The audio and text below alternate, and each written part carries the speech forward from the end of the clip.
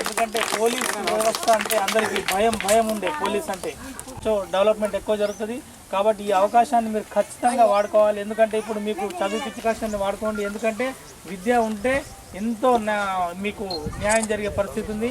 మీ తల్లిదండ్రులు ఎల్ఆర్జీ నగర్ లోపలనే ఇక్కడనే ఉంది కస్తూర్బా గాంధీ విద్యాలయం అని చెప్పేసి అక్కడ అన్ని వసతులు ఎస్ఐ గారు చెప్పినట్టు అన్ని మీరు ఇప్పుడు వాళ్ళందరూ చెప్పినట్టు నేను మధ్యాహ్నం వరకు ఆర్డర్ చేసేసి మీకు ఏ హాస్టల్ కావాలంటే